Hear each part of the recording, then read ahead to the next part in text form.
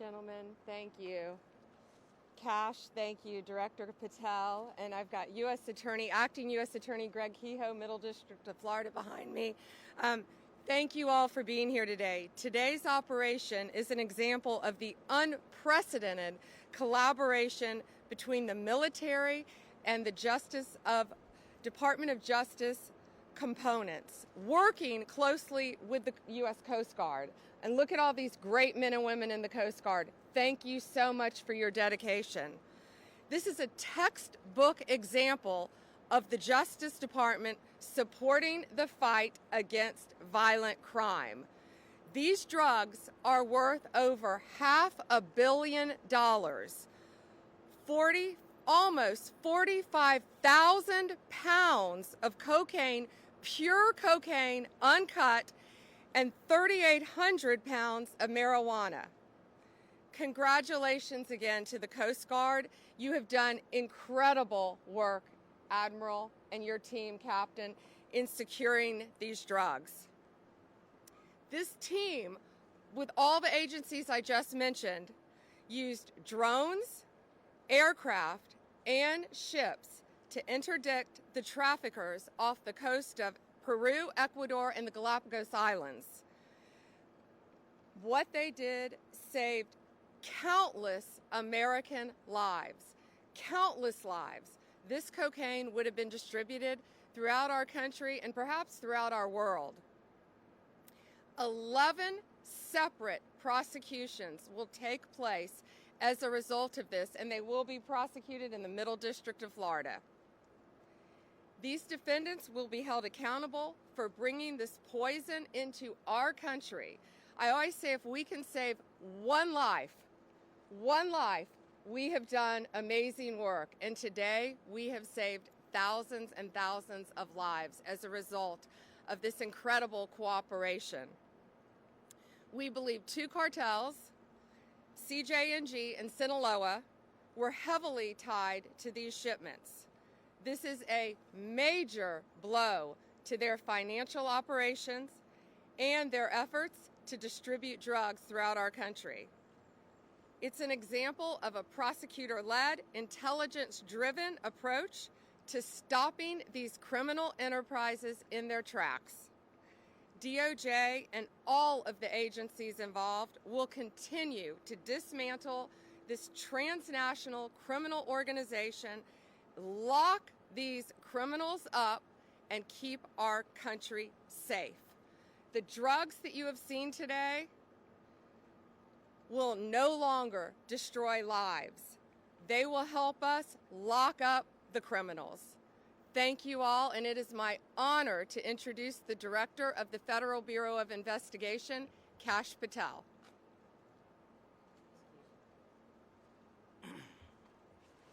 Thank you all for being here. General Bondi, we're here today because of your dedicated leadership to safeguard American lives, because you had the courage to follow President Trump's courage to put our children first and to make sure that the narco traffickers, and make no mistake, this administration has labeled them foreign terrorist organizations because that's what they are. There is no lethal force on planet Earth that is responsible for an overdose death of an American citizen every 7 minutes, more so than these federal terrorist organizations, foreign terrorist organizations. We are humbled to be a part of this Department of Justice, and we are going to continue to safeguard our streets. This is what it looks like when the United States whole-of-government approach brings every resource to bear, from the Department of Defense and the United States Coast Guard, from HSI, from FBI, from DEA, and so many others. They are going to get all the drugs off the streets, off the markets, and as Attorney General Bondi said, we are going to lock them up. They are no longer going to be free to roam. We are going to dismantle the next man up theory that has been breeding in these Mexican cartels for generations. No more. We are here today because of your brave work. The men and women of the FBI that I lead, I'm humbled and honored to be here in South Florida, where I spent so much of my career before I moved to Washington, D.C. And looking around, I'm awe-inspired by the fact that when you take the rules and regulations that blockaded these brave men and women of law enforcement, military, and you unshackle them, then you should look at this seizure and you should see how much it multiplies and see how many children and how many young adults and how many adults' lives that we have just saved. They did it. We're fortunate to be their leaders. We're humbled to be here. And you will see this happen across the country because this is not a one-off for General Bondi. She has made this a mission priority, and the FBI will follow in every corner of this country and every square centimeter of this planet to eradicate the narco-traffickers and the foreign terrorist organization that are killing American citizens. They will be held accountable. We will take preventive measures, and we will scour the ends of the earth to find every single one of them. Thank you so much for being here today.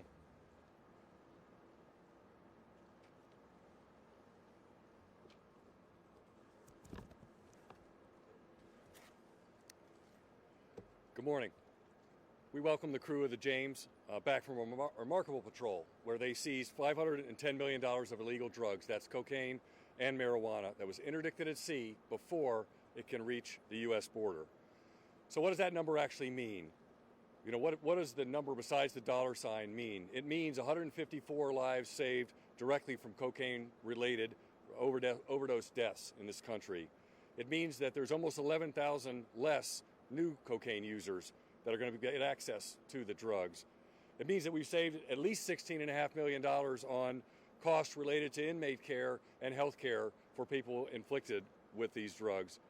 And from the Coast Guard standpoint, what this really means is a beautiful ship like the James heralds a new time for us, a new time of assets that impact the United States strategies for countering these cartels in new ways and disrupting the flow of illegal drugs. Just since February, the combined efforts of Coast Guard cutters James, Stone, Weishi, and Mohawk yielded over 59 metric tons of narcotics seized. That's $1.5 billion of revenue to the cartels. This success is a team success made possible through the dedication and coordination of our partners in DHS, DOD, and DOJ. Every day, the Coast Guard controls, secures, and defends the border and maritime approaches of this country, proudly serving as part of DHS at all times and as a military service and part of the armed forces. On the water and in the air, the Coast Guard and our partners are on the front lines to fight against these foreign terrorist organizations, including the cartels and other dangerous criminals who seek to traffic bulk cocaine, including illegal fentanyl and other deadly drugs, from entering into our communities. Under our DHS leadership, the Coast Guard has worked diligently to harden and secure the U.S. southern border and maritime approaches. Our message to the cartels is simple. We own the sea. You do not. We will find you, we will hunt you down, we will stop you before you reach our border, before you can smuggle these drugs into our country.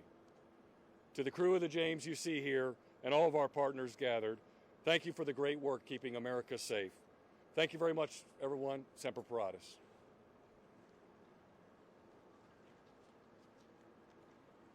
Good morning, ladies and gentlemen. It's a privilege to be here today representing Admiral Alvin Halsey and U.S. Southern Command. And first, I just want to say thank you. Attorney General Bondi, Director Patel, Admiral Moore, Captain Radzovich, my apologies, and to the crew of the James, the brave men and women of the crew of the James. It's a real privilege to stand with you today. You know, the most fundamental duty of a DoD organization like U.S. Southern Command is to defend the United States against threats and defend her people, defend her Constitution. But this is a threat that by law, policy, design, DoD can't get after alone. It takes a team, and it's a privilege to be part of this team. You've heard the facts of what these amazing men and women have done, what the organizations that these amazing leaders have accomplished. But I just want to say thanks. You know, it is amazing to watch in action the machine that is our government interagency getting after this problem set. I think it starts and ends with the Department of Justice. The intelligence that we get from the prosecutions, the intelligence we get from the FBI, intelligence we get from other sources, tips and cues us to do the DoD detection and monitoring mission, And then we get the actions on the objective from the brave men and women of the James and crews like them to grab those drugs and bring them back for further prosecution and investigation. And it's a virtuous cycle. It's an amazing thing to watch. At Joint Interagency Task Force South in U.S. Southern Command, it all comes together with the addition of 14 interagency partners and law enforcement and defense representatives from 21 partner nations. This is an incredible achievement, an incredible whole of government and partner nation accomplishment. So I'm just proud to be here today and to say thanks to the brave men and women defending our nation. Thank you.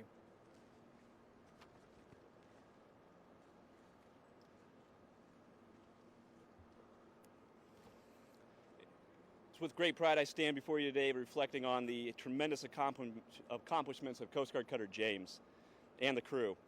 What you see today is a result of the crew executing an unprecedented pace at sea of interdictions.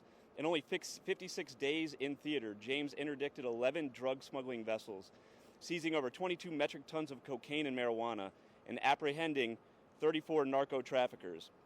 In all my years working in this vital mission, I have never witnessed such substantial results in such a short amount of time. What is not on display, though, is the incredibly challenging work done by our crew that went into these interdictions. We patrolled an area the size of the continental United States, finding the narco-terrorists' tiny, drug-laden vessels across the vast waters of the eastern Pacific is equivalent to finding the proverbial needle in a haystack. But the crew of the James showed narco-terrorists that we will find them. We show them that they are no match for the professional competence, technical expertise, and operational prowess of the James crew. We sent a message loud and clear that we can and that we will continue to stop them bringing harm and devastation to our border. Or as my ops boss would like to say, you can run, but you can't hide. Alongside our permanent party crew members, it's important to mention those who deployed with us, our law enforcement detachment, pilots and air crew, intelligence professionals, and the operators of our unmanned aircraft systems. Together, we are James, a team of teams. This team of tirelessly dedicated professionals traded time with family and friends to carry out our vital mission, stopping the flow of illegal drugs, cutting off profits that fueled deadly fentanyl trade, and ultimately protecting American communities and families from unimaginable heartbreak. This crew represents the best of the best, and I'm incredibly proud to serve with all of the dedicated professionals that deployed on James this patrol. Thank you for your time.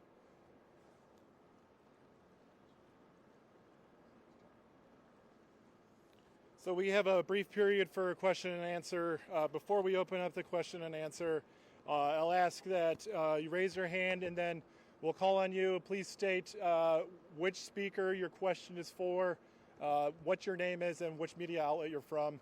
And again, as a reminder, we invited you here for the contraband offload, so please keep the questions on topic related to the interdictions of maritime interdictions of contraband at sea. So with that, I'll ask a first question over here. Yes, sir. Evan Brown, Fox News for the Attorney General. Ma'am, this is remarkable, but quite frankly, we see this very, very often, and we probably will in the future. How do we go from drops in the bucket to buckets, and many buckets? Because this doesn't stop. They don't stop. Evan, this is not a drop in the bucket. Behind you is $500 million of pure cocaine, uncut cocaine. So when they cut this poison with baking soda and whatever else they cut it with, it will multiply even more times than you can imagine. We are saving thousands and thousands of lives. These brave men and women, you know, we often talk about the Coast Guard and General, we talk about all the time our great men and women in law enforcement and the military, but sometimes I feel like the Coast Guard is overlooked at how incredibly dangerous your jobs are. So thank you again for what you've done and the countless lives that you have all saved today. By 11 defendants are going to be locked up, and if this isn't sending a message loud and clear to Sinaloa and these other cartels, it better be, because they know that these men and women, all of these agencies working together, are coming after them. And if there is more, they will find them and they will arrest them and we will prosecute them.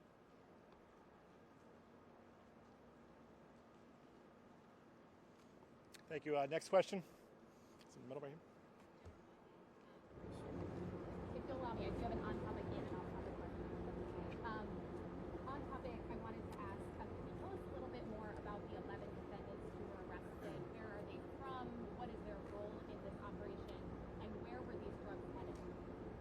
released that yet, or is it still sealed? Have we released anything about the defendants yet? Yeah.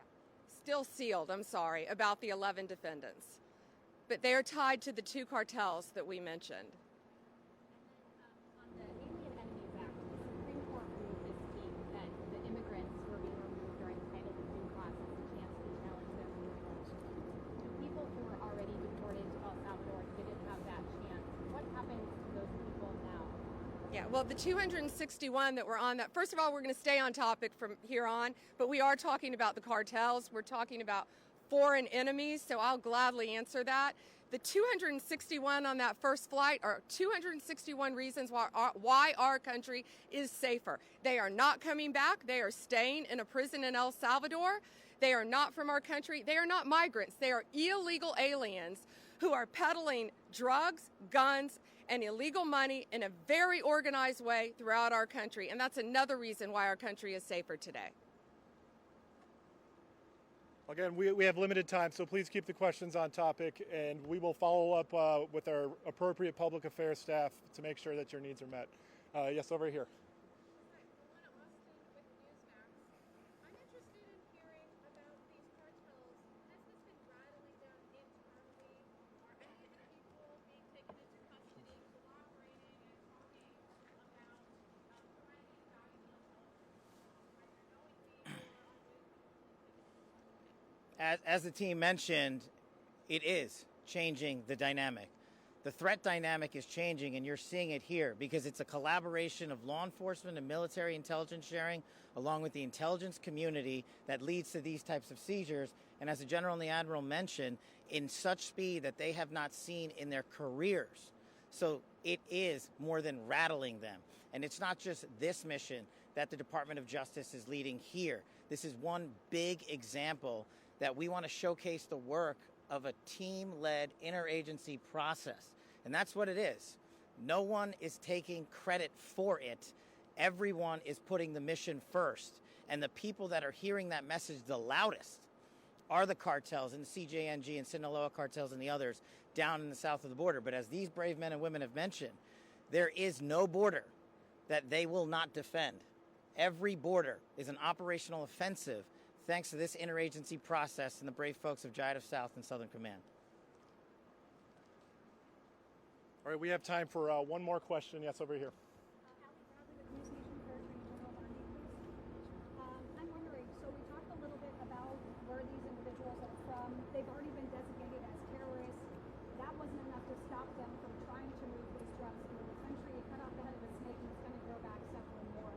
So are you thinking about threats or charges towards Mexico, towards anything that they're doing in the country to our south when it comes to preventing them from moving those drugs into the U.S.? Well, I think this sends a very loud message today, Ali. The Sinaloa, all these gangs, TDA, MS-13, the cartels, all of the cartels throughout the world, I would think they're pretty frightened right now based on what's behind us, based on 11 defendants in custody as a result of this one bust, because it's all of these agencies standing behind me, working hand in hand with Homeland Security to get them off our streets. You're seeing what's happening. These people are an organized crime unit. And, you know, we've shut down the borders in Mexico, Canada. So now I think they're probably increasing through our ships, through our ports, but they're not going to get away with it, thanks to all these great men and women. It's a multifaceted approach to catching them. As I said, using drones, using aircraft, using any technique available to our military, to Homeland Security, to the FBI, to the DEA, to all of these agencies working together. We are ahead of them. We are going to stop them. And whenever possible, we're going to lock them up forever or get them out of our country to keep Americans safe. That was Donald Trump's directive on day one when he got elected. Keep America safe, make America safe. And that's what all of these people standing here today are doing.